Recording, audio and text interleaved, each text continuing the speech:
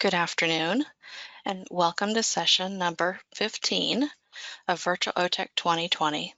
This session's title is Impacts of a Pandemic on Transportation Funding.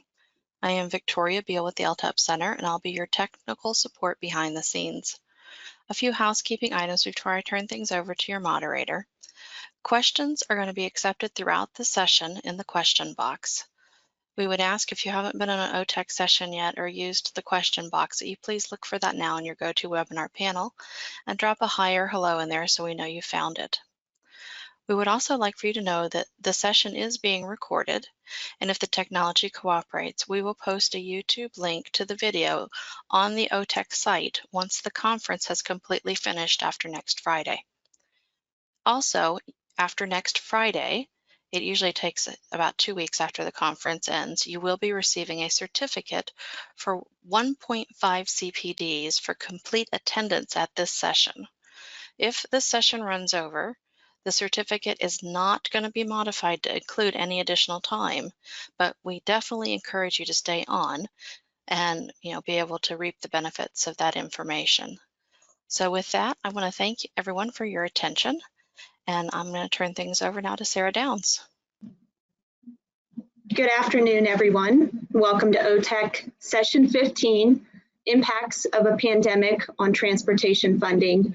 I am one of your panelists today and will be working with David Kroc with OHM Advisors. He will be introducing the panelist members and moving us through today's presentation. David? Well, thanks, Sarah. Great to be here. Happy Friday afternoon, everybody. Next slide, please. My name is Dave Kroc. I am the Vice President and a Principal at OHM Advisors. We are the community advancement firm. You know, the pandemic has had a huge impact on the economy, had a big impact on traffic, gas tax, all of that.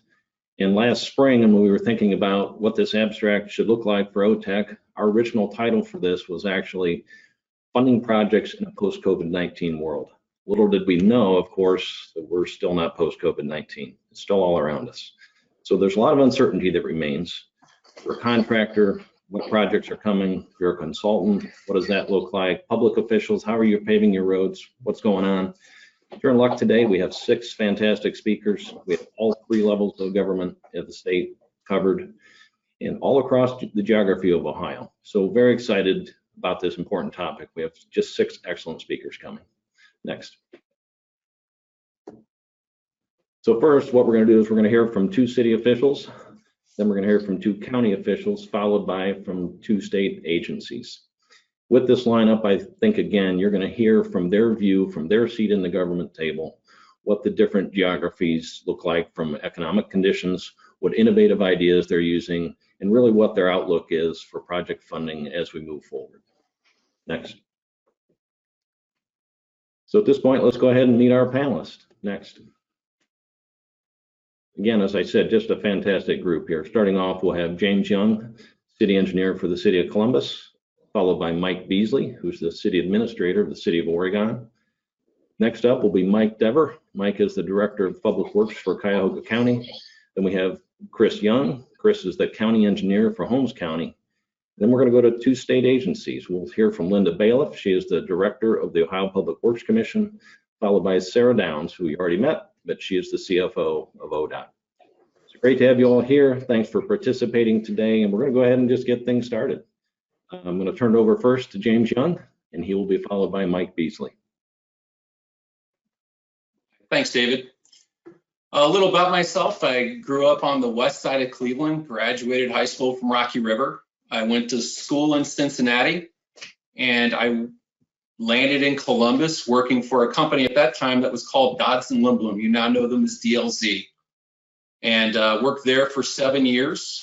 Then I went to the state of Ohio, worked for 13 years in the offices of traffic engineering, roadway engineering, and then I was the deputy director of engineering. And my career took me over to the city of Columbus, and now I serve as the city engineer, division administrator for design and construction. Next. This is my family. I'm bringing them up because in a pandemic world, my son's a senior, so we're actually doing the virtual college search right now. I have a 6th grade daughter, and we used to go hiking and explore a lot of places. And I'm looking forward to that coming back. That's actually the one picture is actually Mushroom Rock in Chattanooga, Tennessee, and it's close to where I grew up before Cleveland. Next. So here's some stats on the city of Columbus. We're actually over 229 square miles. We're 2,700 centerline miles. You can read 206 bridges. We have 800 people in our department. About 200 of them are in refuse. We serve about 440,000 households for trash pickup. And we'll see what the census brings us this year. Everybody's approximating around 920, but I've seen figures higher and lower. And you can see Columbus has a pretty spread shape. Don't worry, just stay there. This is a sample of our capital budget. You can see we have a lot of different funding categories. We track this to make sure we're doing improvements in different areas. If you add this all up, this is kind of a typical budget. We get anywhere from 120 to 130 million over the past, say, 3 to 4 years. And this is usually how I break down. It depends on the projects. Next. So when we're programming projects, we're always looking at funding sources and how to maximize city dollars. We're always using our general revenue fund, which is mostly income tax. We use gas tax. We work with the Department of Development. So if they're working on bringing people in and there's roadway improvements, bringing companies into the city, we'll utilize those funds. We work with the Division of Water. Columbus has roughly, I think it's 51 TIF areas. Last year, we used community block grant dollars to do roadway work. We also have another fund, which is run out of our development department, and it's Urban Infrastructure Recovery Fund. And this is based on a 1963 geographic boundary of the city. It's to make sure we still do work in those areas. We also utilize MORTC funds, OPWC funds, ODOT safety, ODOT bridge, and we'll take in private money for work. And we also have our other county and city partners we work with. It took me a while to find this light switch panel because we do use a lot of switches when we're programming jobs. And you'd be surprised how many different funding sources we can have on one project. Next. The goal of the Department of Public Service is we take care of pretty much everything transportation, from traffic operations to street maintenance operations and refuse. Those are just some of the, I guess, example work we do, and I did not know the depth of it till I came to the city. We help out a lot of other departments within the city too, and I'm sure you'll hear that with a lot of other municipalities. Next.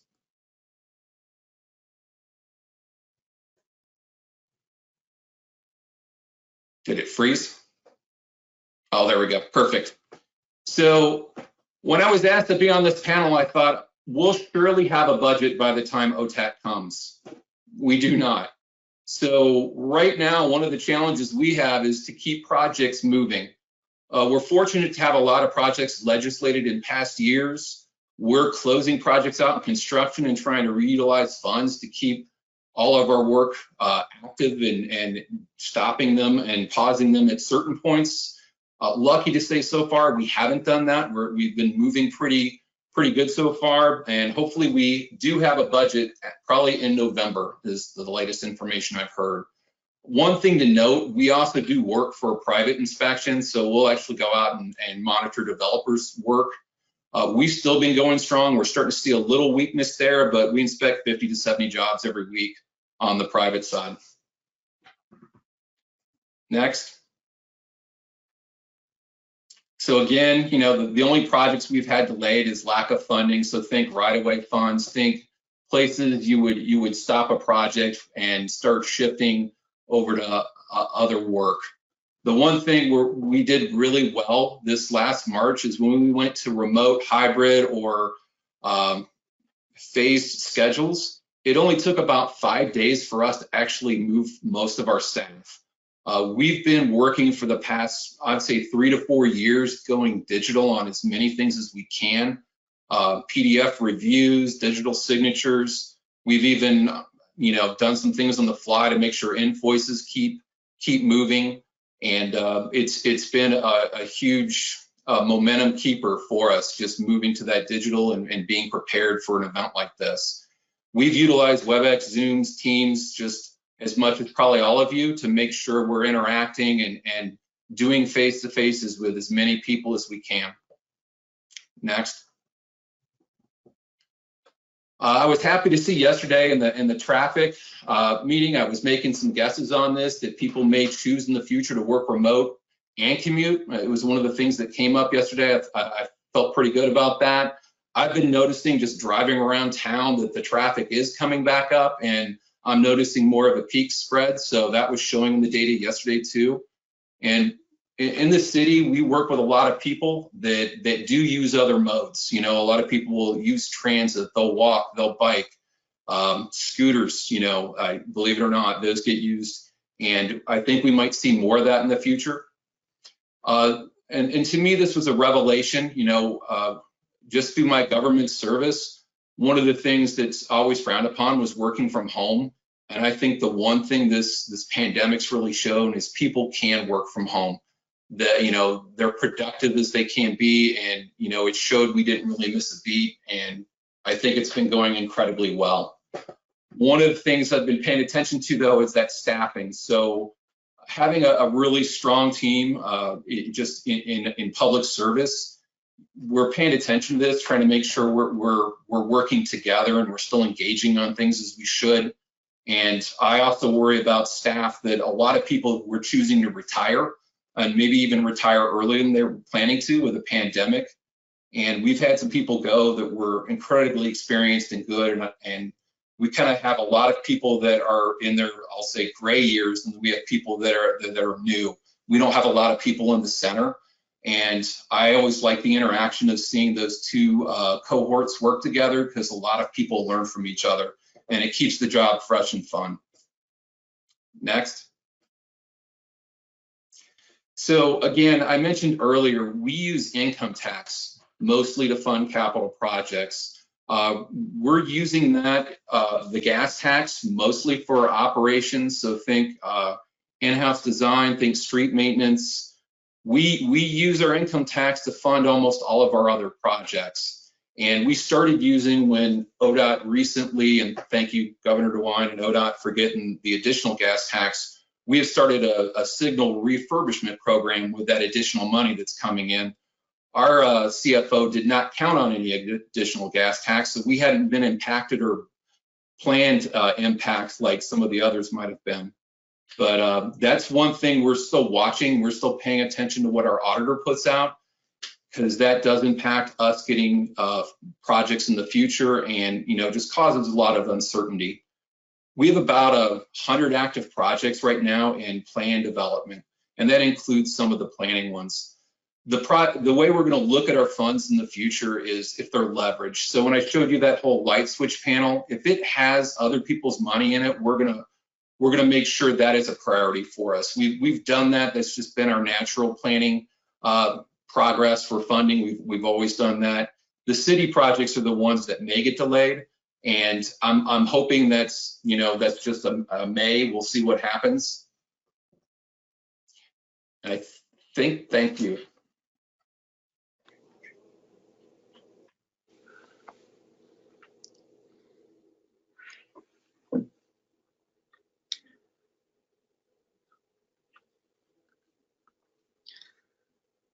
I'm ready to join in when you're ready to introduce me.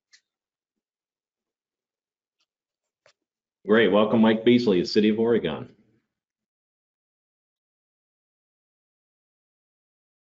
Mike, your audio is muted for some reason. Hope it's a great time to be doing a Zoom presentation as folks are getting ready to go home. So hope you can enjoy this as we work together through COVID et al. I guess for the first thing I want to note, I'm not a grown-up engineer. Worse yet, I'm some kind of a blend of lawyer, bureaucrat, politician, and funder. And that's the important for us engineers, for the real engineers to understand, that we have to go out and engage people who can help tell our story and help get our dollars. That's my part of the project. You want to go to the next screen, the next slide. that my background is such that I have spent about 45 years in public policy and local government leadership. I've been on the political side, I've been on the bureaucratic side, I've been on the legal side. I was a longtime Lucas County administrator, I was a city administrator with the city of Toledo. I retired a couple of years ago and I came out to sunny Oregon. It is a lot of fun to work on as we work on projects in Oregon. But again, what I work on is the politics, the funding, the public policy side of the projects, and it's essential for all of us as we look at that. If you want to go to the next slide. Oregon is a full service city, and it's one of the things that's fun about it. We have, for a city of just 20,000 people, I think we're the largest city in Ohio where half our land is still being farmed. We make most of Ohio's gasoline. We have two of Ohio's 4 refineries are here located in Oregon. We have a lakefront. So we end up with 152 miles of roadway. We have so many water lines, sewer lines, a water plant, sewer plant, the full boat. So we need real engineers. And the main point I make about myself is my engineers weep when they see me trying to be one. When I try and do drawings, when I try and do design, and all the night, it's a warning for all engineers. We all think we're as good as you are at it. Secretly, we know we're not. It's your job to keep us reined in and to tell us what we want to do isn't possible. So next slide. Okay, so let's talk about what's different for all of us in the time of COVID. And this will blend with, we may as well go to the next slide as well as we do if you want to go to the next one. It's the best of times, it's the worst of times. It is a time when dollars are coming in relief from Washington, but there's dollars that are disappearing. And let's kind of talk about the variety of paths. Local governments, cities, counties, in partnership with the state, townships, villages, they use a blend of income tax, property tax, sales tax, gas tax as their primary fundings when they're looking for partnerships at the local level. And let's look at each of those. Right now, property taxes, for the most part across Ohio, are coming in at 92 to 99 cents on the dollar. So there's not a giant hit from COVID there. We'll kind of go through each category. So for property tax dependent communities, and that's more likely to be your townships and occasionally a municipality if they have dedicated funds through property tax for our purposes, those dollars are coming in with a mild drop off. Long term, we're going to collect the vast majority of those property tax dollars. So that's a place where it's going all right. On the county side, then you also have the sales taxes, and in the initial stages, I was a longtime county administrator, so for Lucas County, which is the Toledo area, those were important to me, those sales tax dollars. And from the sales tax side, those dollars took an initial big hit, but as people started to buy online and stimulus checks went out and unemployment compensation came in at a high level, people were able to continue spending, and online purchasing just went up dramatically. So even when they weren't going out to stores, people were sitting home and shopping. And for the most part across Ohio, and each of you are in your own county and you know your space and you understand it, for the most part across Ohio, sales tax dollars are coming in relatively flat. So you're not, some communities might be down a couple of percent, others are up a couple of percent. So with an initial real kick, if people were afraid in the beginning, revenues are coming in strongly on sales tax dependent communities. The place where people are seeing the hit in the biggest categories is gas tax was certainly down in the beginning. I know the folks we have on panelists from the state can kind of talk about where those are coming in and they're finding. From the oil industry, which we follow closely in our market, our utility dollars, that oil demand is still coming in at about 90%. And ultimately, that's a measure of gasoline. So driving is going back up. It was down about 35% in the early stages. It's now going back to normal, and that's going to be coming in stronger and continue to grow, we think, into next year. What we all have to try and understand is, what is the permanent change? Are there going to be more people staying home? Are they going to be driving around socially, or are they going to be working from home and driving fewer miles? So I'll leave that to our engineers side, but on the policy side and the governmental side, we have to understand how are those changes going to be different and which of those are going to be permanent. On the revenue side, we generally expect those gas tax dollars to bounce back. And as James referenced, it's important to note that most of us didn't budget for the new gas tax that came in, though we've been all working on it for a long time. We didn't really budget for it, and that is this kind of money that's coming in saved projects for us, is that it dropped in. So while our gas tax is lower than we thought it was going to be with an increase, it's still higher than it had been in previous years, and it's really helped save dollars and save projects. So we're excited about that. Most cities, as James mentioned, also though use their income tax dollars for paying for significant projects. There's not enough coming in on gas tax. Sometimes that just pays for salaries and overhead operations. Every community is a little bit different, but most cities depend on, or local governments, they'll have their sales tax dollars, they'll have their license plate dollars, and all those other pieces of it. But income tax dollars or general fund dollars are an important part of it. And cities are taking, it seems, the biggest hit so far, and it's again not one size fits all. But cities, like our city, is down about 18% cash to cash in income tax collection from last year, because we're oil industry dependent. And so we have 2 large refineries. They're working less, so there's fewer people working. We probably have 1,000 people who make $100,000 a year who are usually working right now in Oregon, Ohio, paying income tax. They're not working. Other communities have a little less. Most cities that I talk to are noticing a significant decline. So as we look at that, we have to recognize that in the worst of time categories, income tax dependent communities are hurting. Let's talk about some good news out there. On the good news side, on the funding, federal government passed legislation with I think the CARES Act title, or then they put out money that came to the state government. The state government pushed that through to local governments. We have some communities, this has ended up as a windfall, and that creates opportunities for us. So if you're an engineering firm, if you're a local government, you say, boy, there's some dollars coming in. So the state has apportioned those dollars out. Communities are getting money that they're going to be making available for projects and some innovative approaches when they really don't have any lost revenue in any significant way. And it creates some real opportunities for innovation. We all have to be aware of those. Many of us, no matter how much we get from the state, won't come close to covering what our losses are. So we're kind of struggling and scrambling to see how we kind of turn around that corner. So the other piece on the loss and change is private projects that frequently are partners. That's that over other people's money category. Private projects are slowing down in some categories. Restaurants, hotels, some retail, office buildings are slowing down in their plans. And we have to look at, we are depending on those projects to help generate revenue for us. We have to think of new ways and approaches that. So for whether you're being an engineering firm that is working with local governments or local government looking at challenges, recognize property taxes are pretty much flat. Sales taxes are doing okay. It's income tax and gas taxes that are the most challenged funds as you put together your capital stack or your pile of money to help make a project work, where you're, as James mentioned, you're drawing it from so many sources for each individual project.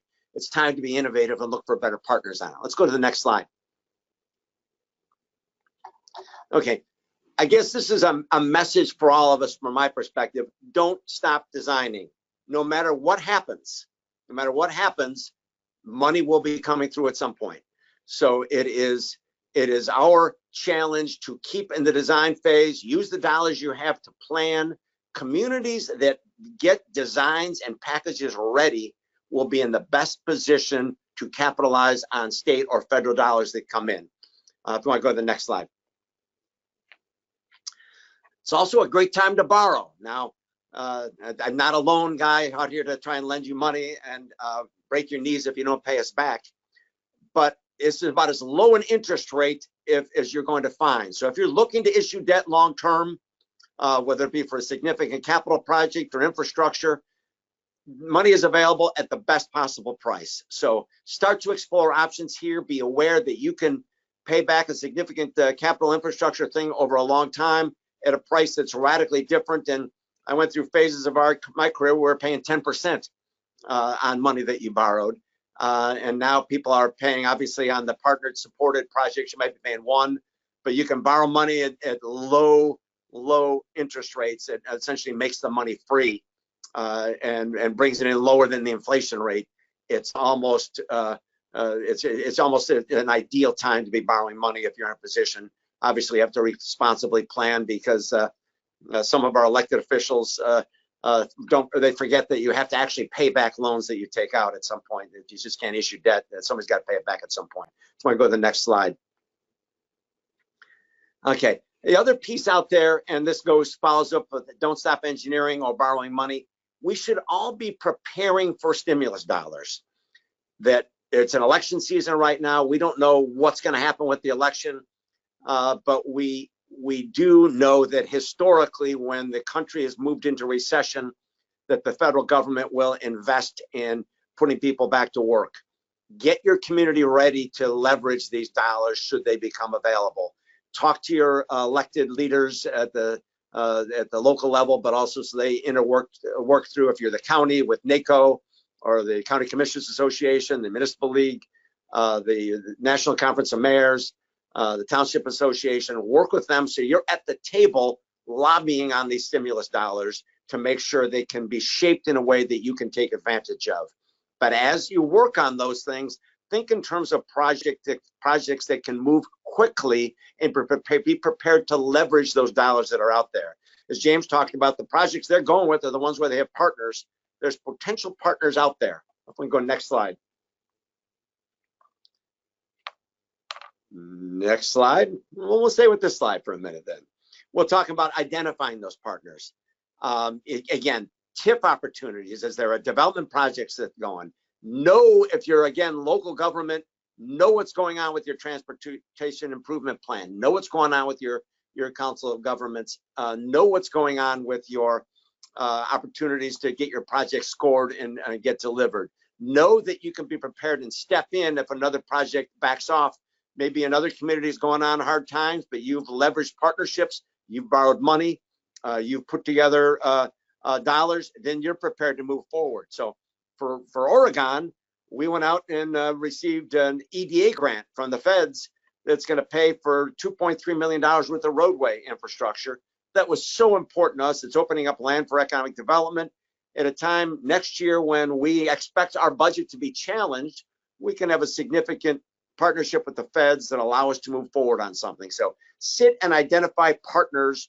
Who can we work with now? Who can be there with us? And I guess the final point I want to make as we look at this is that matter when you're looking for partners, when you're looking to partner with ODOT, James mentioned safety dollars. Those are the best dollars because it's the best match when you're looking to bring in funding. You need a compelling narrative. Every successful project needs a compelling narrative, whether you as engineers have to sell your elected leadership, your city council, your mayor, your county commissioners, your trustees, or you have to go sell funders. You have to tell your story to ODOT. You have to tell your story to the EDA. So make sure you take the time.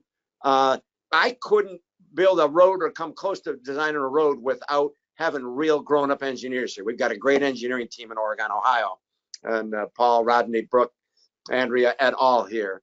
But what we also have is the ability to develop a narrative that drives outcomes for us. So we've been very good in drawing in dollars historically, because both our engineers and our politician and political administrative leadership have really created a good plan to tell that story.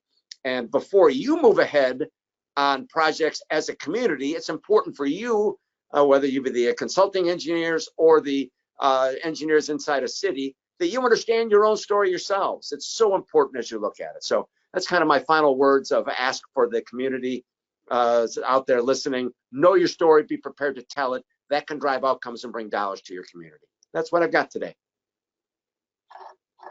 Great, thanks, Mike. Thanks, James. Really great insight from both of you. I think the panelists are telling a great story, so all of you can understand what's going on with cities and what challenges they have and how they look at things. So next, we're going to go ahead and talk to have our county officials talk to all of you. We're going to start with Mike Dever.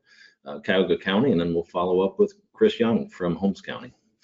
So Mike, are you ready? Okay, hi Dave, hi everybody out there, and hope you're all doing well in these trying times. I'm Mike Dever. I'm a brief overview of who I am and where I've come from. I've been with the Cuyahoga County for just over 19 years now. I started with the county engineer, Robert Kleiber at the time, as his construction administrator, overseeing all of his road and bridge construction work. At the same time, in 2008, the sanitary engineer, the county sanitary engineering division, was brought under the county engineer a few years earlier, but I ended up taking on the lead responsibilities over at the sanitary engineer. It's a large group. Cuyahoga County is made up of 59 communities, and we currently provide sewer services in 40 of the 59 cities, communities here in Cuyahoga County. In 2011, there was a government change here in Cuyahoga County. The county commissioners and numerous elected positions were consolidated ultimately into one, where a county executive form of government. County engineer's office was also brought in. This created the Department of Public Works. So the county engineer, along with the facilities portion, our central services, which is in charge of jail, health and human services facilities, and the sanitary engineer, were put into this new group called the Public Works Department. I was fortunate enough to be asked to participate as the deputy within that group. Director Bonnie Tewin at the time was the first director here over at Cuyahoga County. In 2015, a new county executive came in, and I ended up becoming the Director of Public Works. Next slide.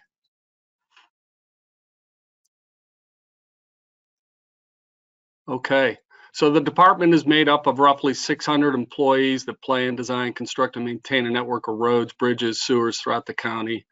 In addition, we take care of the buildings, the county airport, a regional airport here in the county, and the animal shelter all fall under the department.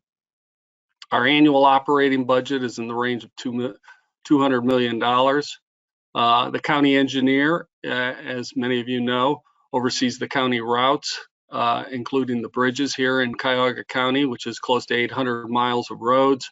And our statutory responsibility are those bridges here in the county. There's 200 structures and then 140 culverts. This is where we partner with the communities because they're direct responsibility for those roads, each of these municipalities.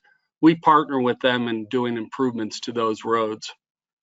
We also have collaborations with other government entities. Some of those collaborations now involve a lakefront public access plan, 32 miles of lakefront here in Cuyahoga County, where we're working together with 6 communities. The towpath trail that starts down in Summit County and comes up along the Cuyahoga River along the towpath there. That's another great project. And then also the CARES Act, as Mike Beazley had mentioned, about dollars that have come back in from the federal government. Cuyahoga County was a direct recipient of $215 million. We've utilized some of those dollars. Next slide. The road and bridge funding. As many of you county engineers out there, our license tax revenue is our primary funding source. That was somewhat delayed, but it is stable. We do get gas tax revenue, but it's a small portion, maybe 5% of our overall budget. And then we utilize other funds and state infrastructure funds, which Linda Bailiff will be on a little bit here to probably talk about those, the challenges there. Those funds were delayed slight this year, but we did get those projects out for 2021. Facility funding is primarily the sales tax revenue. As Mike Beazley had mentioned, that was some challenges, but we're hoping that it will come back up. Income tax revenue was also delayed with extensions, but it's stable. And then the CARES Act. So out of that $215 million that came towards Cuyahoga County, $30 million was earmarked specifically for our county facilities. Within our sewer group, We had minimal impact on collections. Most of those funds are collected via the tax duplicate. As Mike Beazley once again mentioned, those numbers were down slightly. I think it's just under, just around 90% right now. So we're feeling fairly confident about that. Also, there's more communities looking for the sewer services, and that's Cuyahoga County's been very successful since the county engineer had with the oversight of the sanitary group. We've really grown in that group since 2008, where we have 16 new agreements within the past 5 years. Like I said, 40 of the 59 communities we have agreements with to provide their sewer services. Next slide.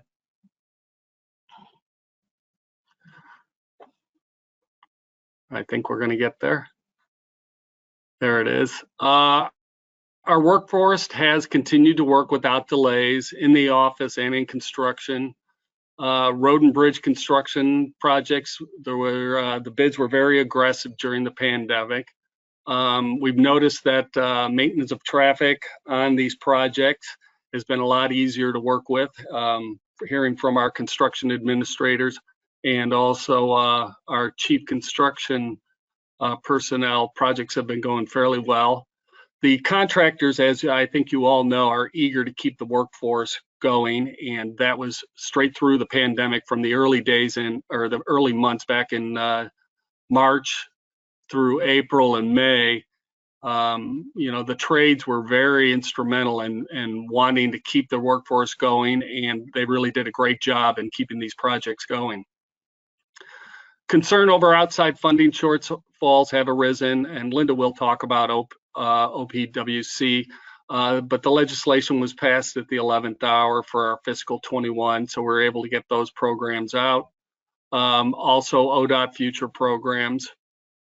The CARES Act funding will help facilities continue to operate safely. We did a pretty creative contracting method to be able to bring on a multitude of contractors in a very short amount of time.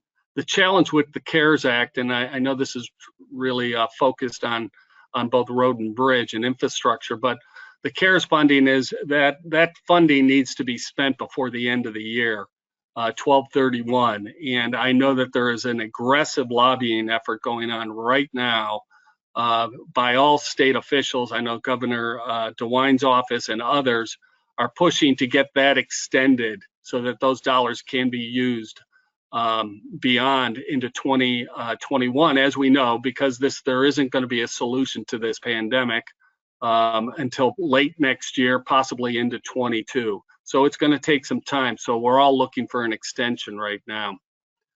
And also there's a challenge to acquiring materials related to the COVID improvements. Obviously, I think we're all dealing with HVAC issues, frequently touch surface things of that nature. So those type of materials, it's just difficult to get your hands on it right now. So that's the true reason why we're looking for these extensions so we can utilize those funds. Next slide.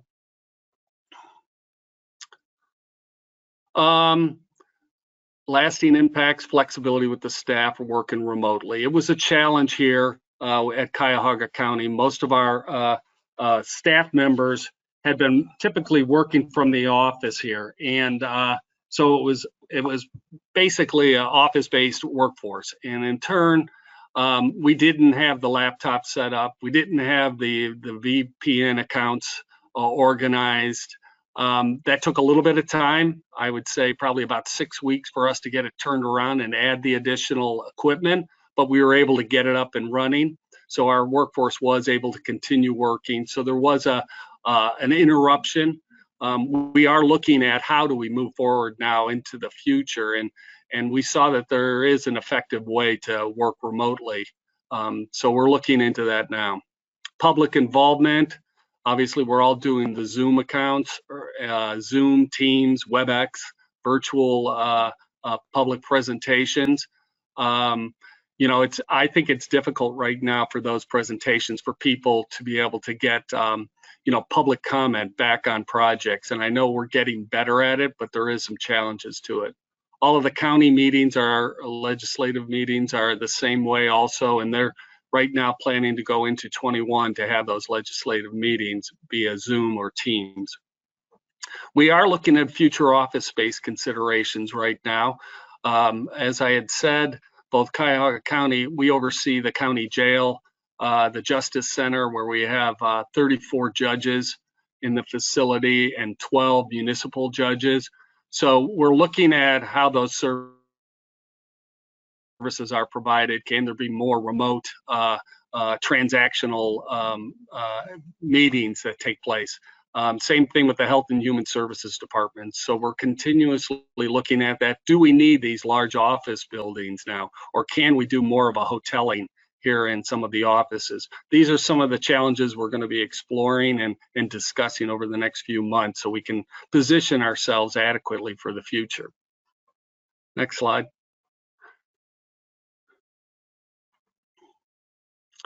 I'm sorry. Oh, I'm not trying to take Chris Young's. Maybe I'm taking too much time here. Anticipated project. Thank you. You got it. Thanks. So we're having minor delays in planning of projects with the budget uncertainty. But once again, James Beazley's correct. Continue the design efforts. Keep it going. If there is a shortfall with dollars, overall, we'll probably push out our capital improvement plan, slightly make adjustments. The county continues to leverage funds against all available resources. And we do have a number of shovel-ready projects in case a stimulus plan does come forward. They've talked about a stimulus plan for the last 4 years here, and we're really eager to see something come down the pike here, as are many of you. And we're monitoring with those officials that were noted earlier, along with our lobbyists at both the federal and state level, to try and keep pushing for that. And I appreciate the County Engineers Association and the hard work they're doing on that effort. And with that, I think I'm at the tail end of this. But thank you, everybody, and I look forward to any questions. Thanks, Mike. Really appreciate it. So now we've just heard from one of our largest counties in the state, and we're going to go ahead now and hear from Chris Young at Holmes County. You'll have a little different perspective here. Yep. Thank you, David. So a little bit about myself to begin.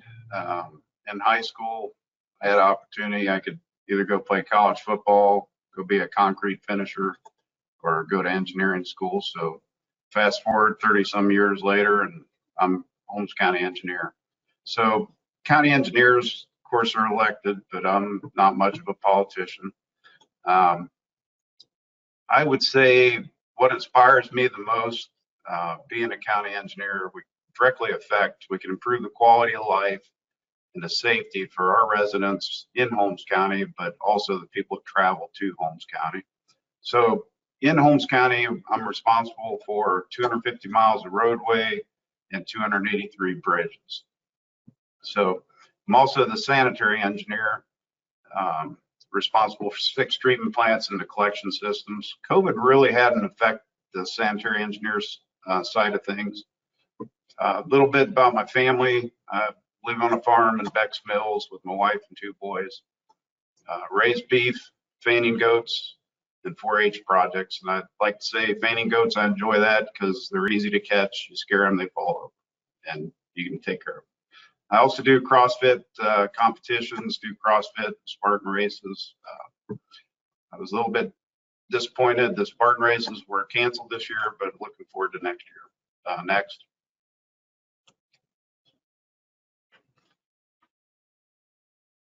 So Holmes County is unique. I bet you there's probably 95% in the audience right now that have been to Holmes County. We get 2 million plus visitors a year. So the population of our county is small. It's rural, about 44,000. Half of that are Amish or Mennonite heritage. What's unique about Holmes County, we consistently have one of the lowest unemployment rates in the whole state of Ohio. 1 or 2, this past August 2020, we were number 1, 4.1%. So our key industries, and there's been economists that come and study this, I've talked to them, furniture and wood products, manufacturing, we got some good cheese, we're known for our hospitality, food, good food. What a lot of people don't know, we're kind of known for mining too, construction aggregates.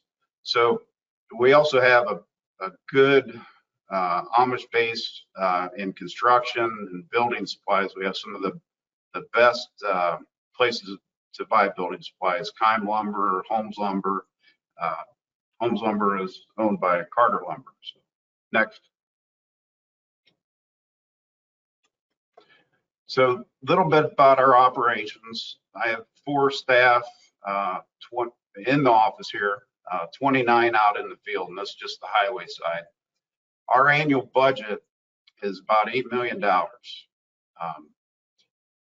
which $2 million is based upon a 0.25% sales tax for roads, and we'll get into that in a little bit. That's what's kind of helped us along through this whole pandemic.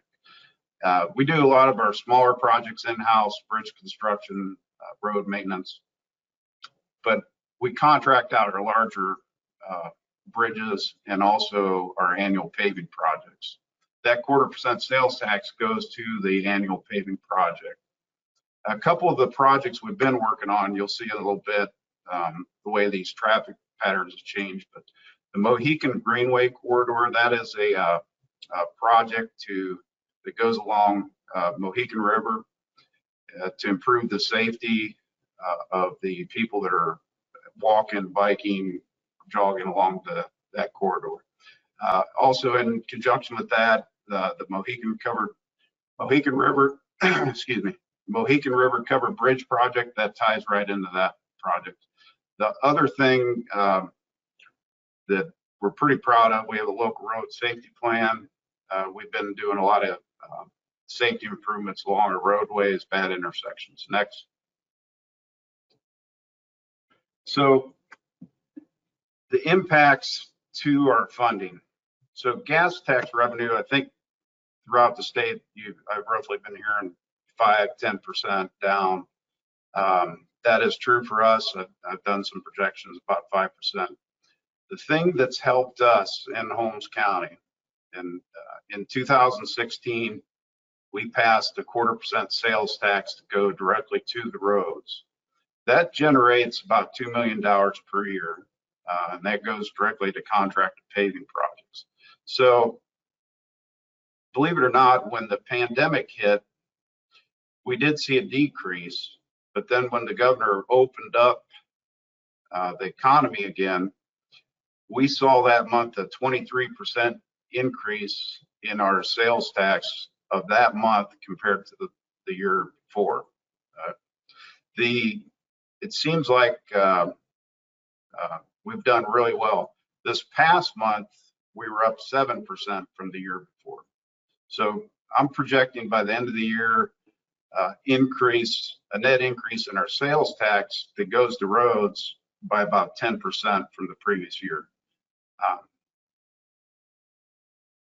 The other thing I noticed, and I've watched in other sessions, that the decrease in traffic that you guys, the larger places, are experiencing, we're actually seeing an increase in traffic. It's kind of, and we're going to do some studies on that here in the near future. Some of the challenges, of course, the safety of our employees, safety of the public, but the thing that can't be understated is like engineers, they like to have certain things. A lot of them don't like change. There's been so much change in people's lives, their emotional well-beings are affected by that. Therefore, the stress on their job, they need to pay attention when they're out working on the roadway. They need to be efficient. Don't overlook our employees. We're all in this together. Next. So bottom line, sales tax has helped us weather the storm. If we were solely relied on fuel tax, license plate fees, we would have had to cancel some of this paving that we've had scheduled. So this is our 5-year paving plan. We've got about 26 miles left of the last year to finish this. So next. So I guess looking for lasting impacts, the reliance upon fuel tax is not a good thing for us. There's, you know, they're more efficient. I think probably preaching to the choir at this point, but the thing that we're seeing in our county, you know, we have Amish buggies, of course, but we're seeing more e-bikes and pedestrians and walking that are sharing the roadways with us. So we've also noticed an increase in serious injury accidents, and we've had some fatals in those user groups. So we need to look towards either doing projects to address that issue. So the desire, you know, we're studying right now. I talked to the park district director. She's thinking that they're having a 25% increase in the trail usage traffic since the pandemic started. We're working with Omega to get some good counts on that so we can quantify that. Next. So for us, it's going to be business as usual unless there's another shutdown. So if there's another shutdown, which I hope doesn't happen, you know, it'd be hard to weather for even our resilient economy in Holmes County. So we don't have any alterations to our capital improvement plans planned at this point, but you know, you got to change when things change. So as far as how you guys can advocate, you know, everybody knows we need funding. Advocate for funding, especially for the alternative forms of transportation, and that is an important thing going into the future, you know, for the next decade. So I think that's it. Next. Chris, really appreciate it. Thank you very much. And Mike Dever, thanks for your advice and perspective as well. So now we're going to change gears and we're going to allow our state agencies to step in and tell us a little bit about what they're seeing. So first up, we're going to have Linda Bailiff, and then we'll have Sara Downs. So Linda, you're up. Great, thanks so much, Dave. Good afternoon. It's unfortunate I can't see you. It's very sad for me, but I thought I would share with you how I am doing. Here are little photos to show how I've been progressing through the year. As you can see, I am doing fantastic, and I hope all of you are too. And with that, let's get rolling. Next. I find most I talk to are familiar with the Ohio Public Works Commission and our funding, including how to apply, but the pandemic taught me that not many know how we are funded. So when the pandemic created economic uncertainty, causing the Ohio legislature to pause unanticipated funding legislation, which you've already heard mentioned, we didn't know what would happen or when. So it was incumbent on us to keep our customers and stakeholders informed on what we knew and how we would have to react if we did not have legislation by the end of June. Second only to competing with my dog's vocalizations, considering teleworking, my other great challenge has become messaging. Not only how to reach interested parties, but also how to provide a clear message. And this has not been easy. Therefore, considering we remain in a pandemic, today provides a great opportunity in educating you how we are funded and the COVID-19 impact. So stay with me today. It might be a little difficult. Next. So to simplify it and to lay this out for you, I completed this puzzle. It took me a while, but I'm really appreciative of my ingenuity. So here we go. If we start in the upper right, what I have here is we rely on a variety of biennial budget bills and legislative actions to fund and operate our programs due to the various types of funding sources. So beginning in this upper right, I have operating budget bills, which are enacted in each odd numbered fiscal year. Of course, we're talking about a state fiscal year, which runs from July 1 through the end of June, making operating appropriations for state programs, including our operating and debt service funding. The transportation budget bill here to the upper right is done in the same period. It makes appropriations related to transportation and public safety. I think most of you are familiar with that. Programs funded by motor fuel excise taxes, which include OPWC's Local Transportation Improvement Program, LTAP. Lower right is the capital budget. It's enacted in each even numbered fiscal year. It provides appropriations for the repair, reconstruction, and construction of capital assets, most of which are supported by the issuance of long-term debt. This includes our bond program, the State Capital Improvement Program, or SCIP, and the revolving loan program, RLP, which consists of loan repayments. We would not have RLP if we did not have the originating loans from SCIP. And I was really happy to hear Chris mention the importance of green space. I think if anything, he's right. And the pandemic has really highlighted the critical importance of green space more than ever. This piece of the puzzle, I do not have it on here, but it includes funding for another program that we administer, the Clean Ohio Green Space Conservation Program. That fits in that box as well. Lastly, since the Ohio Constitution limits the length of appropriations to no more than 2 years, and capital projects can take more than 2 years to complete, appropriation balances must be extended or reappropriated to remain in effect to allow time to bring projects to completion. Accordingly, the capital bill typically includes a reappropriation section in lower left. Next. This budget table depicts it a little differently to include the current funding legislation. It's like the one you can see if you go to our website's homepage under budget and overview, and I have the citation there for you if you ever want to look at it, but I recommend it. There are two things I need to bring to your attention. First, we are currently in state fiscal 21, which ends June of 21. We select projects over the course of a fiscal year, but the agreements are backed by appropriations in the following fiscal year. So projects selected this fiscal year, fiscal 21 right now, are funded by fiscal 22 appropriations. And I think that's what hangs folks up a little bit. Understandably, it's complicated. Second, note we are in the first year of the current 2-year reappropriations bill.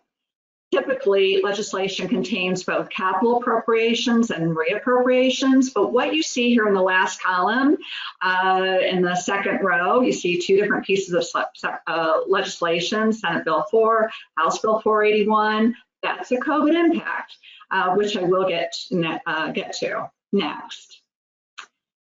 SCIP just entered its 6th year of the most recent 10-year voter-approved renewal. Usually at this time, we would have a 2-year capital bill in place. Considering the COVID-19 pandemic, concern over the economy, a capital bill was delayed last spring.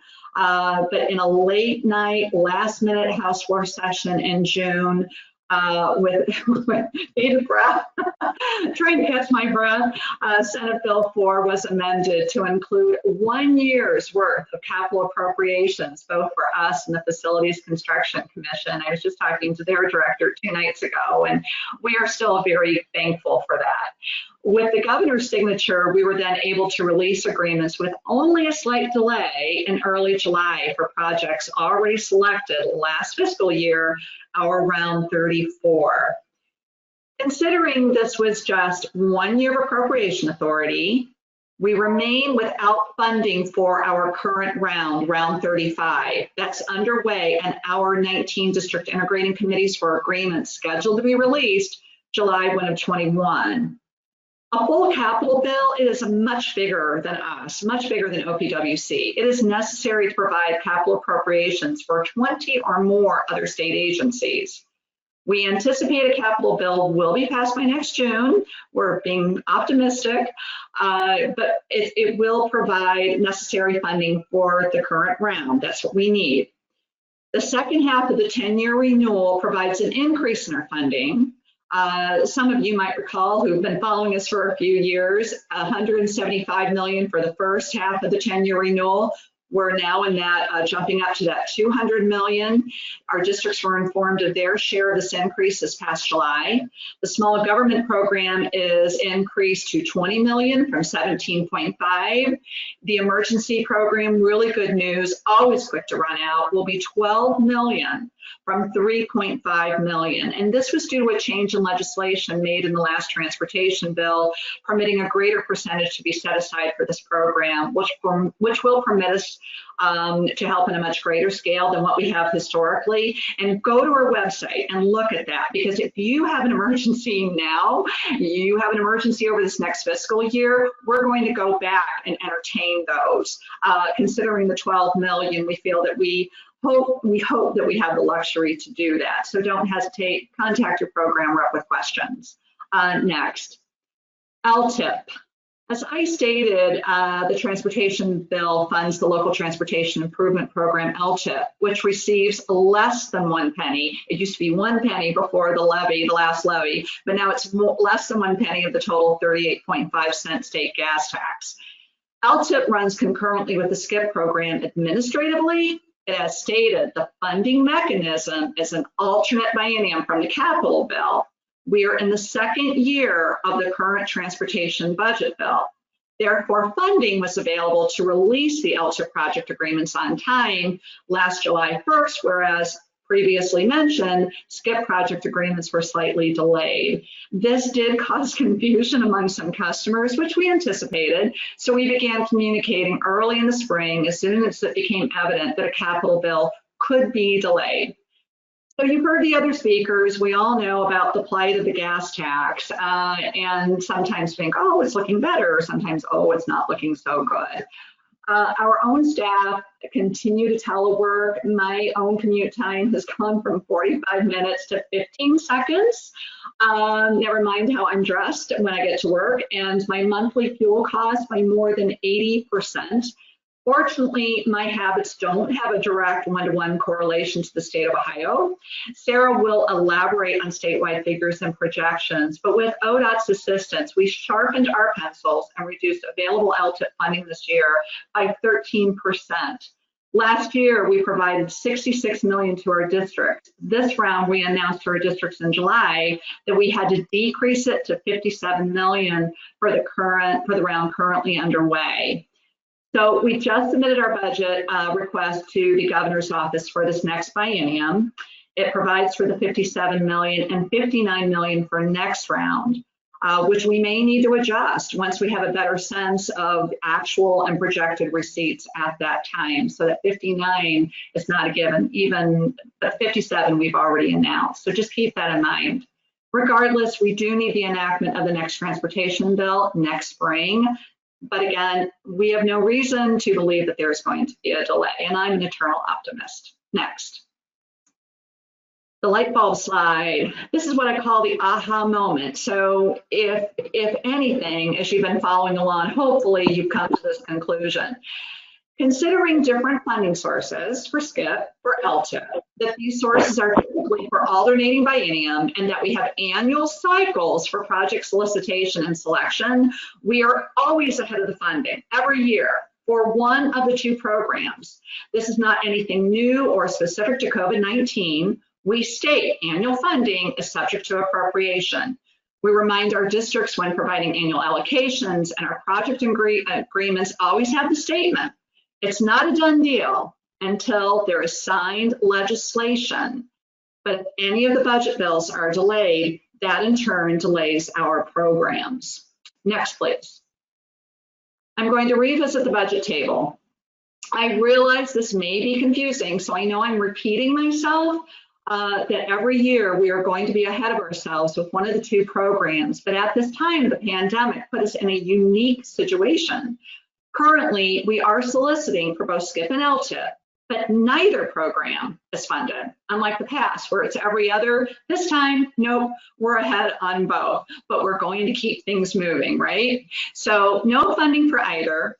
To stay on course for next biennium, next spring, we need enacted legislation, we need operating, we need transportation, and we need capital.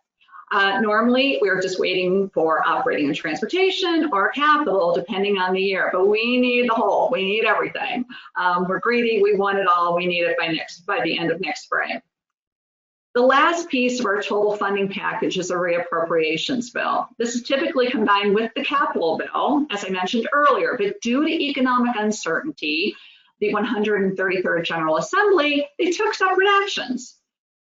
We need this legislation to carry forward our unspent funds to allow projects time to come to completion for us to keep paying the bills. The Ohio legislature took separate action from the capital bill to allow us to do that.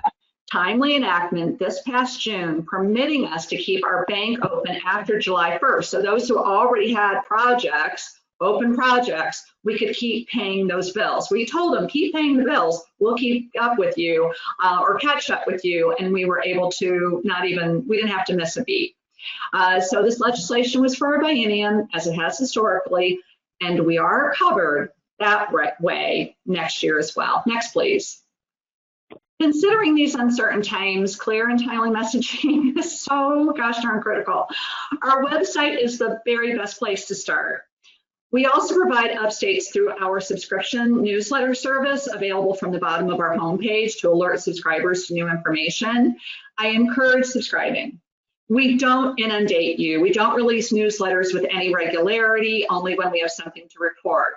Considering we still are in a pandemic, if you use our funds, this will help you to stay informed. If you are applying for our funds, this will help you stay informed. You oversee your subscription, signing up in order to provide a new email address, unsubscribing, it's up to you. Next and last. As you notice, I didn't share a whole lot about myself other than my fantastic photo album. But I'm putting a plug in for my son here, my virtual Anad. He's an animation student at the Cleveland Institute of Art, and we are huge Pixar fans. So this is for you, Sean. If you are currently working with us, you know that everything is via email. Our disbursements, our agreement signature pages, our communications, it's all electronic. We are not in the office. We are not retrieving the mail, except if it's been there. It's 2 months after the fact that we're getting it. So we're having this great electronic experience. We know that it's working, but we hope that some of you have heard we are developing an online portal which will handle all our business transactions, from project application to agreement to disbursements to loan repayments. It's a beautiful thing. Next round, our districts will be participating in its use. We hope you will too. In fact, those of you who are current loan recipients, the current loan billing period in November, loan recipients will make or can make, we want them to make their loan repayments online. Stay tuned for our official launch in which our existing customers will submit disbursement requests to the portal in a couple of months. We will then be ready for application submittal next round. Are you all right? This business improvement provides us many benefits, including continuity and flexibility. So pandemic and post-pandemic, we can continue to serve and with greater efficiency and security. This is another reason to sign up for our newsletter so we can inform you on progress and transition to our portal. I don't know if you're doing this next week or not. Hold on, Dave, okay? Linda, give me a second. I'm going to mute everybody and then unmute you. Hold on. All right. Okay, Linda, you're back unmuted. I'm all done. Thank you so very much. Okay, let me unmute you, David. Okay, well, thanks, Linda. That was great stuff. I know that's there's a lot there to explain, but I know a lot of people, certainly a lot of communities, love your program. So appreciate that very much. Next up, we have Sara Downs. Sara's going to tell us all about ODOT funding and all the big things we've been waiting for. Thanks, David. And thanks, Linda, and to the other panelists today. A lot of great information. One more to go, and then your Friday work week is complete. So as before, my name is Sara Downs, and I'm the CFO for the Ohio Department of Transportation. I've been with ODOT for about 15 years in a range of various finance positions. from accounts receivable to the budget administrator. I currently oversee a staff of almost 50 wonderful team members and an annual budget just over $3 billion. The Division of Finance handles purchasing, federal accounting, fiscal reporting, external audits, just to name a few. And as you can see, my inspiration is my family and spending time together at our beautiful cabin up north. Next. Just a little background on ODOT. Our vision is to be a long-term, reliable, professional, and highly productive organization. And during the COVID-19 pandemic, I'm proud to say the Division of Finance has accomplished a lot in relation to our vision. Finance has helped ODOT become a pioneer in the federal highway project closeout process by working with IT to implement the ServiceNow platform for managing the process statewide. This project went live July 1st, and we are excited to watch and be a part of such an innovative process that took years to put into action. And like Linda said, just last week, we submitted the agency's fiscal year 22 and 23 budget request to the governor. And overall, during this time of uncertainty, I've witnessed changes to financial processes take place overnight. While there is still much to be done to continuously improve our functions, I enjoy and look forward to the collaboration across our agency and the wonderful feedback and appreciation we receive from our customer base. Next slide. So what are some of the challenges we've faced from COVID, and what are some of those impacts we've faced? From home, we were able to successfully close ODOT's financial books for fiscal year 2020 and complete the next 2-year transportation budget all virtually. And for the ODOT accounts payable team, who I might say love their paper copy invoices, their lives were turned upside down overnight when we were sent home back in mid-March. The team has processed a record number of payments on ODOT's behalf to our contractors and vendors. And during this time, we've had to figure out creative ways to do that all electronically. The people on my team have stepped up to each challenge and reached out to assist others and our customers without hesitation. And as you'll see on the next few slides in regards to funding impacts, it is my opinion that ODOT has fared better than other state DOTs due to 2 main factors. One being our approach to cash management and how we intake revenue receipts. And the second factor was the foresight from ODOT Director Marchbanks back in February. Upon a return trip from DC, the director noticed travel impacts over in China as they navigated through the pandemic themselves. And a week later, we were discussing our approach to motor fuel tax consumption estimates and its loose correlation to traffic. ODOT immediately, upon the director's direction, modified our remaining months of fiscal year 2020 and decided to delay 2 major projects. We curbed all discretionary spending and we enforced hiring controls. Next. As you can see, the actual gas tax receipts for ODOT came in $154 million below our original estimates. The tough fiscal decisions ODOT made still allowed us to fully fund our safety, preservation, and maintenance programs and provide the full amount of discretionary funding we pledged to our local partners, many of whom are on the call today.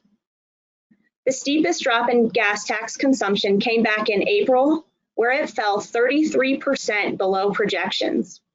So without Ohio's GA passing House Bill 62 and the gas tax increase, this chart would have looked a lot worse and the statements I just made would have been untrue. Next.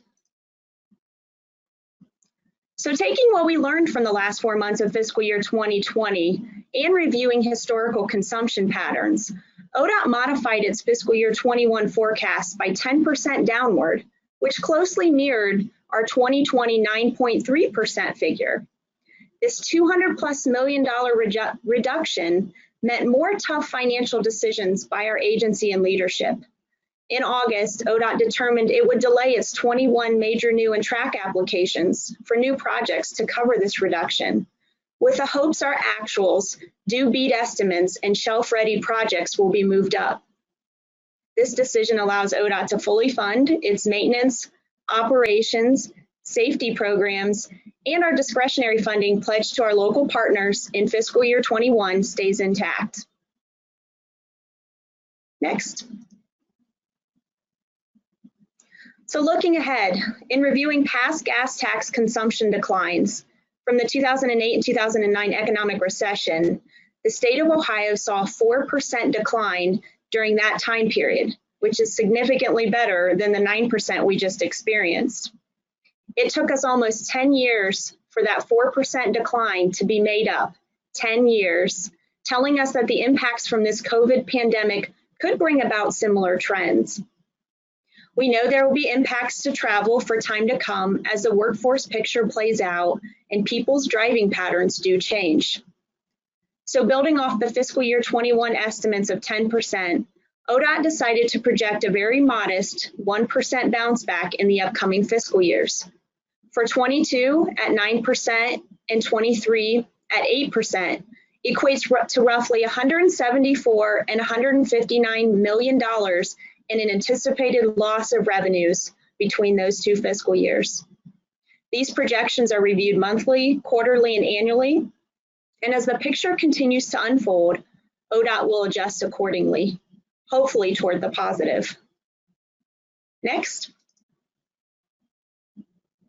And on the non-highway front, as all other state agencies have also experienced, ODOT saw a decline in general revenue funding to our modal partners as well. These reductions in 20 and 21 have impacted their projects and award selections.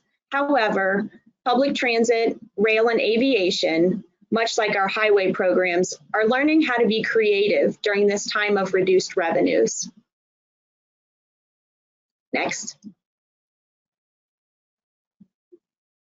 And a look at alternative revenue sources. During House Bill 62, Ohio enacted registration fees on all electric and hybrid vehicles.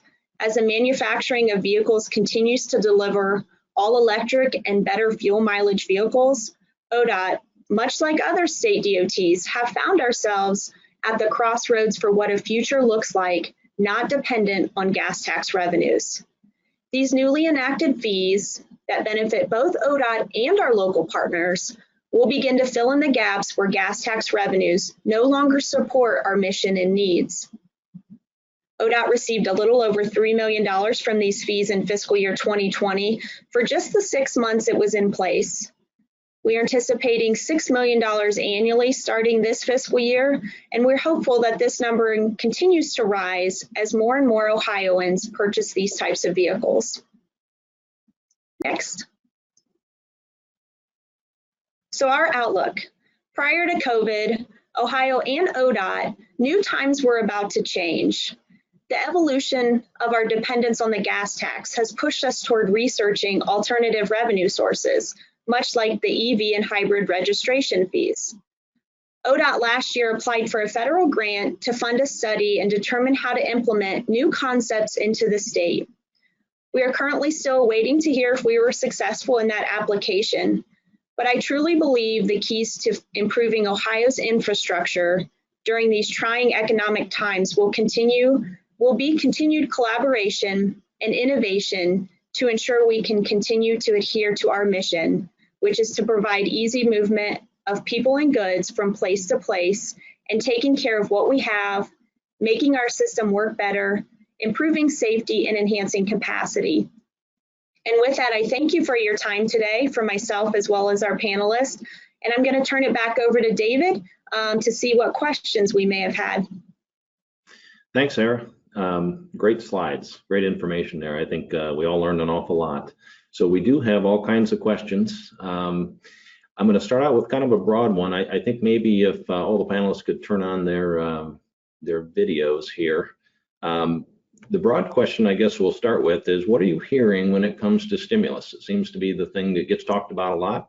So who wants to tackle that? Maybe Mike Beazley. I know you've talked about that a little bit the other day. Who else? Thanks. Okay, Michael, start here. Obviously, this is a crazy political football time of year, and it's no matter what we think about our elected leadership in Washington, they are triangulating and balancing their immediate political needs against what the country needs. It's just the way it is. The likeliest thing is that we're going to be getting past the election, and either in the lame duck Congress or right after the first of the year, taking some action. There will be dollars that come out. I am certain of that. For all of us, though, we need to be at the table advocating for what shapes our interests in terms of how will that stimulus be shaped? Will it be tied to CDBG allocation formulas? We won't be the same limitations, but will it be, there's one stimulus package right now where the allocations are tied to CDBG allocations as a formula for dividing them up. Or will it be tied to population? Or will it be tied, there's so many different ways it will go. The likeliest thing, though, is that there will be considerable investment. We have a real recession, as Sara and Linda pointed out, in terms of the revenues you're looking at in real dollars, and local communities are recognizing we have a real recession that we will have to do some investment to help get us out. We saw that coming out of the Great Recession of 8, 9, 10, that investment came from Washington and ultimately from Columbus, and local communities that were prepared were able to leverage that. So our jobs are to, as local communities, get ready. We can't know the shape. Some of us are working actively with our national groups to be at the table. I know state leadership is, the governor's office is, and they're there. Many of us are thinking, well, we're gonna have to see who wins and then figure out the best hold and the coming grappling. Great, thanks, Mike. Sara, I'm going to direct a question to you. I think there's a number of questions on here that all talk about transportation funding. They talk about the impact of the electric vehicles and hybrids. Talk about, of course, our most recent pandemic and the impact there. So first of all, what do you see coming down the line in terms of transportation funding? And then what can the transportation industry do to help? Yeah, great question, David. As I kind of alluded to, I think the state of Ohio and ODOT, even prior to COVID, knew transportation funding is starting to evolve. We see it out in the western states. And I think we are trying to mentally get prepared for what that shift is going to look like to get away from the sole reliance on a gas tax. So we're excited to partner with the industry, other state DOTs, our local partners on figuring out what those alternative revenue sources may look like. As I spoke to, knowing the last economic recession saw a 10-year, almost 10-year time period to get back to a normal level, and unsure what this time around might look like, I think it's even more important now than ever to keep moving forward, probably sooner and quicker than what we were anticipated prior to COVID. Sara and Linda, it's important to remember that we in the local communities just love you for your money. So send some and we'll be happy. All right, thanks.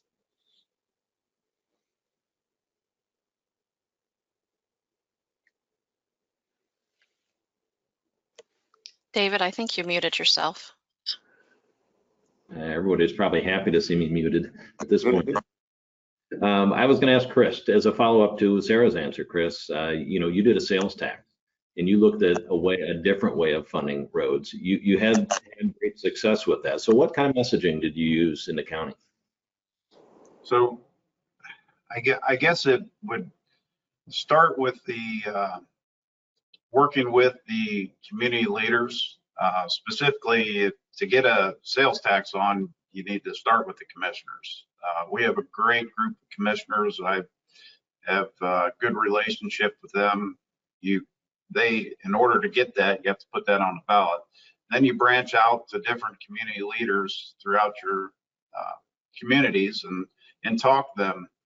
The number one thing would be to have a plan, what you're going to do with the money. Our plan was, a lot of times people worry, hey, you're going to take that money, you're going to, give it to your guys, buy new equipment. We said no. We made the promise. We're going to contract this out to local contractors and paving contractors, and we have a great group of contractors in our community around the surrounding counties. But we made the promise for that. We had the plan. We said we want to do this many roads. in this many years, give us a chance. So now coming back this next year, we will accomplish our goal. We're going to say, do you like what you got? We did what we said we were going to do with the money, and hopefully the voters of the county will approve that. Thanks, Chris. Linda, let me ask you a question. There's obviously you've been juggling a lot of balls trying to get the funding all in place and everything else. And there's some questions that I've gotten here about schedules. And so if people are running behind or they can't get their project out, maybe they don't have the local share for that. I mean, what process would they follow?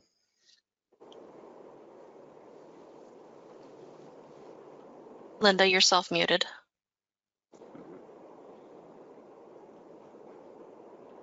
I don't know how I did that. I apologize. I appreciate the question, and I know that a lot of folks get concerned about, are you going to take away our money? Are you going to, pull the plug? We do, of course, in a normal, whatever that is anymore, want to keep people moving because we are in the business of moving money. Underruns get turned back and we keep on funding projects. But we are sensitive to the situation, and our staff, we have been really quiet concerning, where are you? Are you on track? We're trying to give a lot of latitude to folks. Before we released this last round of agreements, we checked with people about schedules and local match. Do you want to make any adjustments? And then with our existing customers, we just say, call us or email us, whatever you do to contact us. Just don't come to the office, we're not there. But we will work with you. We're not pushing on anybody right now because we understand. We understand there are fiscal considerations, and it's tough right now for everybody. So as long as you call us and keep in touch, we just don't want to assume. So just to let us know, to contact their representative. OPWC representative.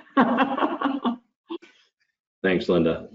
So James, we had a little technical issue here earlier, and I kind of have to take the blame for it, but I have to tell everyone on the call today that James has the biggest hype video for OTEC 2021 ever, and unfortunately we're not going to be able to show it because of a little technical difficulty we had. And again, I'll take the blame for that, but I do want to thank James for that because he had a way of somehow connecting the late great Eddie Van Halen with OTEC, and it would have been phenomenal. And you just have to think about it in your mind, I guess. But James, any further thoughts on that before we wrap up? No, just I think Mike said it the best. Everybody keep moving everything. I think that's the one thing I've seen through my transportation career. Like, we go through these lulls and these cycles, and just be prepared to keep every project moving. Make sure you can pick it up. We've gone through, and I'm sure everybody else has, you look at your program, you prioritize it, you plan for kind of every scenario, and you're ready. And some things you react to and some things you plan for. And this is a great time to go back and look at what you're doing and prepared for next year. So I'm glad you talked about not dinging us for OPWC or ODOT funds. I mean, that's never our goal. And we're looking at the same thing, just making sure we're having projects ready to go. And if there's underruns, they get back quickly. So that's the other thing. It's like, close them out, keep the money moving, and just keep everything in good speed. So thank you, David. Well, great. Well, to the audience, what I would say today is you should feel very good about your public officials. I think what you heard today from all 6 of our speakers was how they're planning and thinking ahead and being innovative. And so we should all thank them for their time and their energy today. Great job, everyone, and appreciate you being here. Thank you. Thanks, Steve. Thank you. Thank you. Thank you. Thanks all.